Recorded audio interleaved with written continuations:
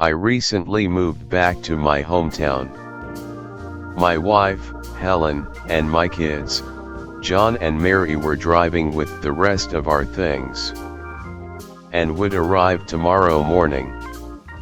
If I was being honest, staying in the new house alone wasn't my ideal idea for my first day in the house. But it was what it was, I thought. I grab one of the boxes from my back seat. I leave the car door open since I had more boxes to get. I walk up on the white wooden steps of the porch. I fumble through my pockets for the little single key to the house. I unlock the door as I walk in with the box. I sat the box in front of the stairs. As I was walking out to get another box, something fell on my head. A little single note with the words "Monster" in red ink. It looked a little sloppy. My 10-year-old son had better handwriting than this, I thought. Must have been something the previous owners left behind. I continued to get the rest of the boxes. After I was finally finished, I decided to relax on the couch. We had moved here a few months ago. But as I make my way to my new living room, I see a newspaper on the couch. I pick it up, flipping it to the front page. I saw a picture of a girl on the main cover who didn't look older than 13. Vivian Myers. I knew exactly who she was. She was murdered back in 26. Her murder quickly became famous. Even the big city folk knew her story. This newspaper was even from 1927, a year after her death. It didn't make sense why it was here, as it was 1946 now. I just chopped it up to the previous owners, leaving it. I throw the newspaper aside and I lay my head down on the couch. I unexpectedly fell asleep after a minute. The drive here plus carrying the boxes exhausted me. I was having a nice calm dream, but I was soon led to a more eerie and vivid dream. I was in the middle of the woods. I was quite familiar with these woods. I used to come here with my pa after school. We used to hunt animals for dinner. But I felt like I wasn't myself in this dream. I heard a voice in the distance calling somebody's name, but I couldn't quite understand it. It was like it was muffled out. I began to run. I felt fear all over me, like I was scared for my life. It felt like I knew I was gonna die soon. But somehow I knew deep down that these weren't my memories but someone's else. It was like the dream was controlling me. I continued to run. I was running like a wildcat in different directions and turns. I was desperate not to let this thing get me. I began to feel dizzy. I slowed down and I suddenly stopped. My vision was hazy and my chest was pounding at the same time. I felt like I was dying. I fell on the ground, lucky not hitting my head. But the pain in chest got more severe, and my vision was more hazy. I also started to see black dots. I lift my head up, desperately trying to get up, but I couldn't. I started to cry. I knew all hope was lost. I suddenly feel an awful feeling of dread and fear. I have never felt this scared. It felt so real. This whole dream felt so real. I see a pair of boots right in front of me. I then feel my hair get yanked up. I look at the person who yanked me. He was muffled out too. I couldn't see a single damn detail on him. He then says a few things as I stay silent. but like him and the name he called out, his voice was also muffled out. I couldn't understand a damn word he was saying. Shit, I didn't even know if he was a he. He takes out a knife from the back of his pants. His grip on my hair still tight. I could see the knife clearly. It was not muffled out, which made me have more fear. I try to run, but he yanks my hair back. I try to shake and scream for help, but he was way stronger than me, and my voice was also muffled out. I felt hopeless. I start to cry, which wasn't muffled out. I felt the knife touch my throat, it felt cold. At that moment I stopped moving. I just froze. It was like a very sharp hunting knife. Before he could kill me though, I awoke as I darted up and breathing heavily. I was sweating all over and felt goosebumps. I hear a loud knock on the door, along with my children's excited voices. Were they already here? Did I really sleep through the rest of the afternoon and the whole night? I open the door as my kids come running in, hugging me. "Welcome to your new home, children," my wife Helen says, walking in the door. "John, you get the room upstairs on the right, and Mary, you get the room upstairs on the left, understood?" I say to my children. They nod and both say yes. Right after, they run upstairs to their new bedrooms. I walk up to wife, hugging her and kissing her forehead. "How was the drive here?" I ask my wife, who looked awfully tired. "The kids, William, they won't listen to me," my wife says. You could tell she was exhausted by the tone of her voice. "I'll take care of kids. You get some sleep, you look tired, Helen," I say as I take her hand, leading her to the couch. "I'll go get one of Mary's blankets, you just lay here," I say as I leave and headed up the stairs. I turn to the left where Mary's room is. I was about to enter until I heard her voice. "Hello. I'm Mary, what's your name?" I fling the door open. I look at Mary, who is just sitting crisscross on her bed. Nobody else was in here. "Mary, who were you talking to?" Mary looks around with a confused look on her face, the shrugs and looks down. "I don't know, no one, I guess," she says quietly. I almost couldn't hear her. I was a little confused. I would sworn I heard Mary talking to someone. I then remembered my wife, who was without her blanket. "Mary, your mother needs one of your spare blankets." Mary nods in response and gets one of her blankets out from one of the boxes. Mary runs up and hands it to me. I take the blanket and I head back downstairs to my wife. When I got there, she was already asleep. I put Mary's blanket over her. I go to my wife's car to get the rest of the boxes. After a couple hours, my wife wakes up to make the kids and I dinner. August 4th, 1946. The new house was nice. The new school that the kids attended was also pretty nice.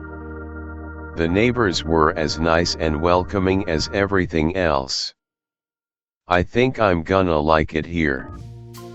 I had just came home from work when my wife came storming towards me with tears.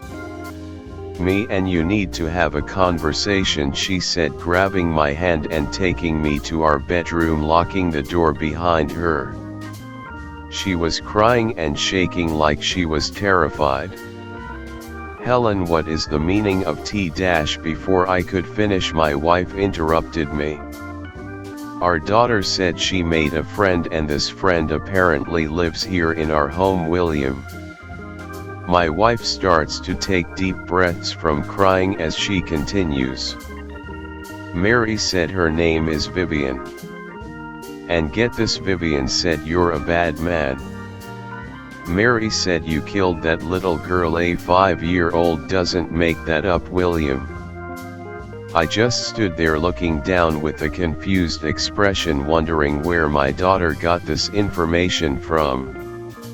And then I remembered the newspaper and thought maybe she saw it and picked it up. She probably got this from a newspaper that was left here about that little girl. Vivian, I say, trying to calm my wife down. William, I'm worried about her. Ever since we moved she has been talking about that girl, my wife says with tears. I walk over to my wife to embrace her and comfort her as I stroke her hair.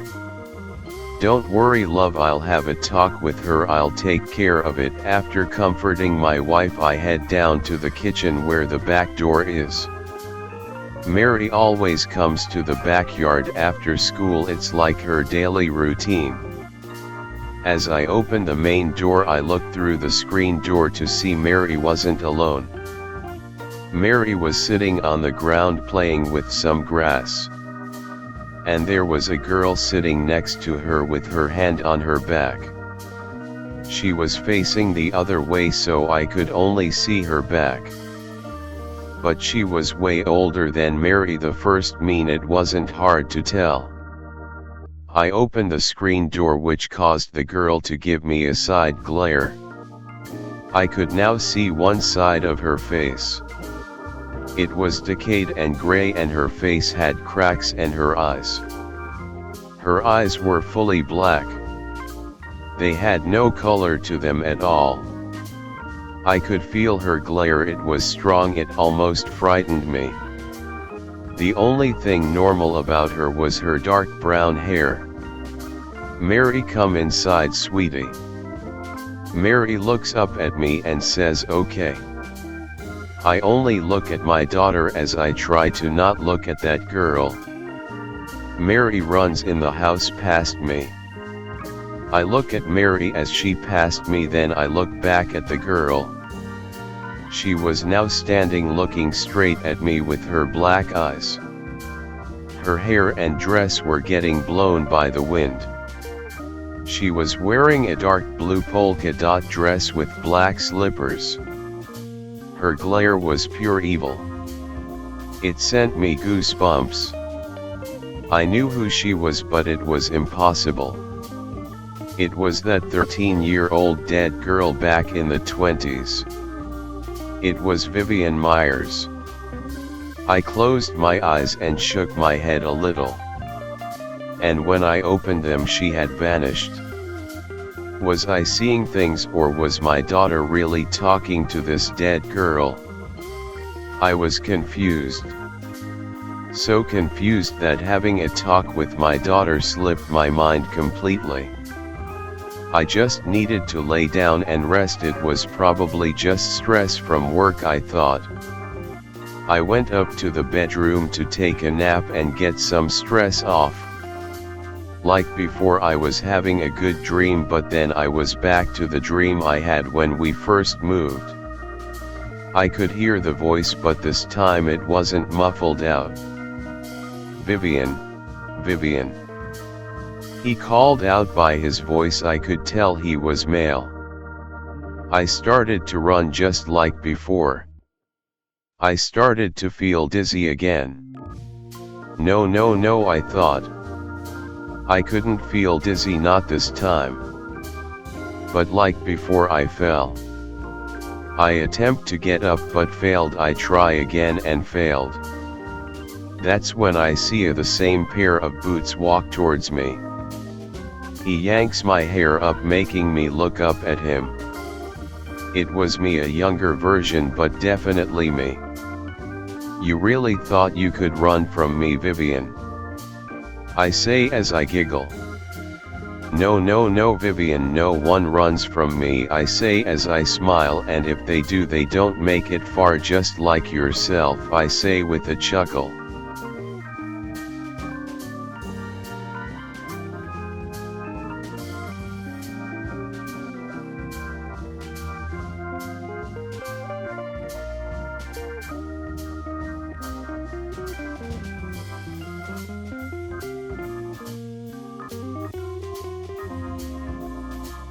And to think all you had to do was accept my damn hand in marriage, but no, you can't do that since I'm 20 years fucking old, I say loud and with anger. Age doesn't matter when it's true love, you bitch. With that I take out my hunting knife my pa gave me and I slit the girl's neck. I could feel the pain. It felt so real. Vivian struggled to breathe as she held her neck to stop the blood. I couldn't take it. It was torture. It felt too real. I look at myself as Vivian says her last words. I'll be back, and then Vivian fell unconscious. I wake up breathing heavily. I could still feel the pain from the dream for at least 5 seconds. After I calm myself down, I look at myself in the mirror. Why now is that memory haunting me? Yes, I killed that girl 20 years ago and that little bitch deserved it. Then another note fell on the ground. I picked it up and turned it to see what it said. I kept my word, didn't I? Smiley face. I ripped the note and threw it. There was no way that bitch was back, she was dead. I then began to hear giggling behind me. I turn around quickly to see no one. I hear it again behind me and I turn to see no one. I began to hear the giggling everywhere around me. I cover my ears and close my eyes, but not even that can stop it. Stop fucking with me and show yourself, you little bitch. Then everything fell quiet. I thought it was over. I took a deep breath until I hear a whisper directly in my ear. The voice was like an echo. Okay, with that I get yanked off the ground by my feet, making me hit my head hard on the hardwood floor. My vision starts to get hazy, but before I fell unconscious I saw her. Vivian standing over me with a sinister grin on her face as I could hear her giggle.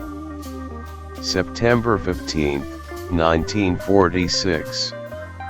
I woke up with a bright light almost blinding me and a throbbing headache.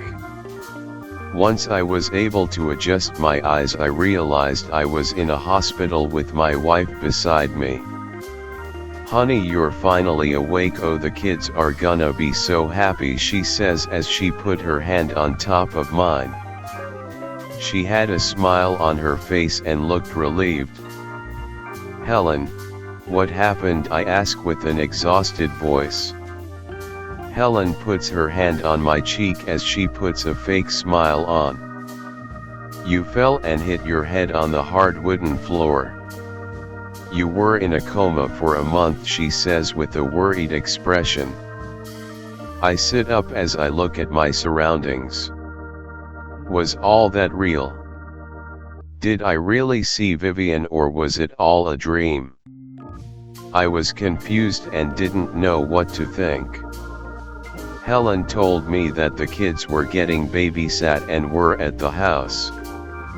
After we signed some paperwork for my release, we were in the car on the way home. The ride home was silent.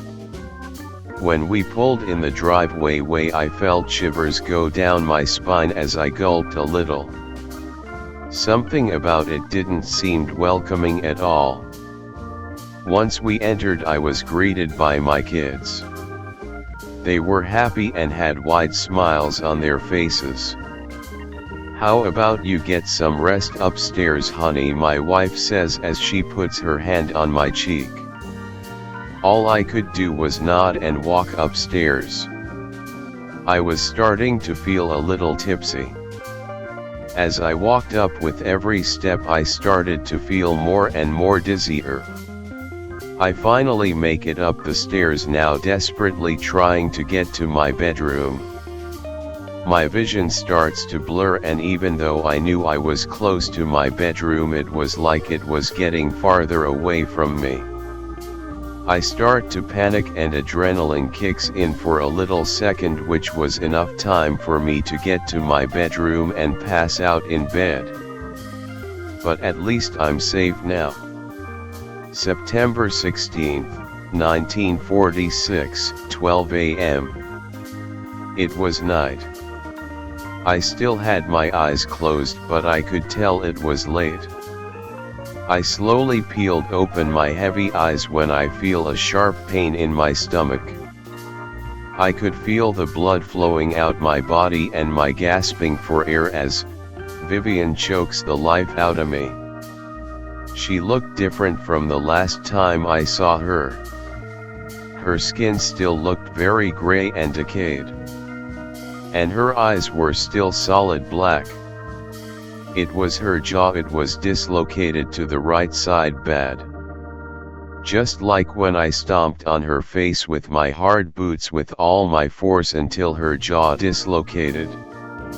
She was looking right in my eyes as they widened. Her giggles sounded sinister, like she was gasping for air and giggling at the same time. She puts the knife down and turns my head to the side. I see myself just laying there passed out. Then it clicked: Helen.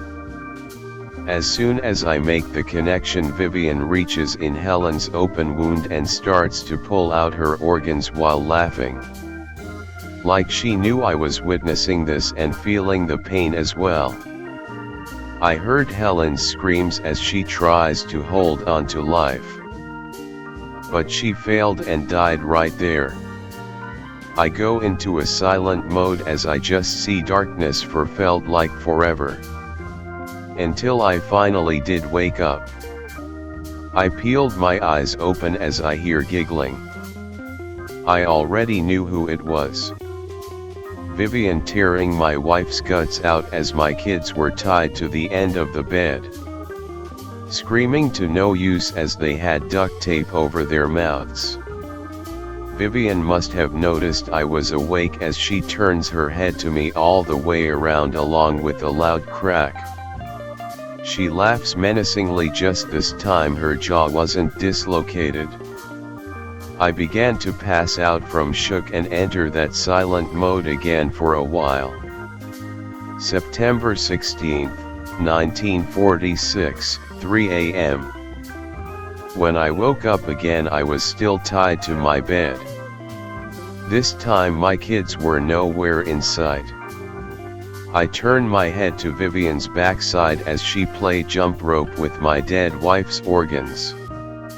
I was disgusted at the scene as she giggled. Then she stopped and it was like her body went lump. She drops the organs and turns her head to me and smiles. "Oh, you're finally awake," Vivian says with joy as she giggles. Her voice was strange, it was like an echo. She turns around and we make eye contact. I froze as I knew she was waiting for me to say something, but I was scared. More frightened than I've ever been. "Why, Yuri JJ-" I mumbled before Vivian interrupted me. "Oh, my jaw, you mean this," Vivian says as she dislocates her jaw with her hands. I screamed at the sight as she was laughing with her disfigured jaw. She soon puts it back in place and stops laughing, which made me go quiet as well. "I've wanted 20 long years for this, William. Now it's my turn to have some fun with you and your pathetic family," she says as she starts to laugh again. My eyes widens as I remember about my kids. It was like she could read my mind as she instantly stopped laughing. "Let's play a little game," she says in a quiet tone which made it more sinister. "I'll be back," she laughs as she says those words. The last words she said to me before I slit her throat. I tried to get free from the rope before I realized it was chained. I was pulling as hard as I could, but it wouldn't budge. I heard footsteps and my bedroom door open as I stopped moving. As soon as Vivian came inside, I saw she had my 2 kids holding them by their collar. "Pick, William, which one lives and which one dies," Vivian says as she laughs. "No, leave them out, I yell out before I'm interrupted. "Oh no, we can't have that." "Then what would be the point of the game?" she says, giggling, but then stops. "So choose which one lives and which one dies," she said in a quiet but more serious tone. "Please," I say as I start to sob. She smiles and pushes Mary down on the floor and holds John in front of her. "Little Johnny it is then," she says as she picks up her knife and stabs the back of his head to the point you could see the knife poking out his mouth. She pulls it out and starts to laugh. I saw Mary screaming on floor. I started to pull on the chains again to no avail. "You son of a bitch, I am gonna kill you." Vivian immediately stopped laughing after I yell that. Her body goes limp again as her head is down. Then she starts to giggle quietly. "Kill me, he, you already have," as Vivian yells. A gust of wind flows in the room, knocking down picture frames and decorations. Vivian starts to giggle as she starts to float up with her body still limp. The higher Vivian gets, the louder her giggles become. Then wind picks up in the room as her giggles turn into laughter. And then she reaches the top. She lifts her head up and opens her arms out. Her laughter turns menacing. And the wind is so strong that the windows are shattered and glass is flying everywhere. Both the nightstands smashed into the wall, one almost hitting Mary. Mary was screaming and crying as she had to watch this horror unfold. Vivian was still in the air, laughing menacingly as she looked at me. "How about we this over with, okay?" Vivian says as she continues to laugh. She floats down and walks beside me. She puts her lips close to my ear as she was gonna whisper something. And she did. "Don't worry, I'll let little Mary live," she whispers. I start to paint as I know what was about to happen to me. Vivian gets on the bed and stomps my jaw, and with only 3 kicks she dislocates it. I tried to scream but I couldn't. Saliva coming out my mouth as much as blood. Vivian then lifts my head up by my hair, smiling and giggling in my face, looking at me eye to eye with satisfaction. She brings the knife to my throat as I realized it was the hunting knife my pa gave me. The same knife I killed her with. She slits my throat with the knife and starts laughing. I fall back down on the bed as I try to stop the blood, but my hands were chained. It was like the dreams was only a fraction of the pain I felt right now. I gasping for air as I heard Mary crying and screaming along with Vivian's laughter. I died as my little girl tried to help me but failed. "I guess you won, Vivian."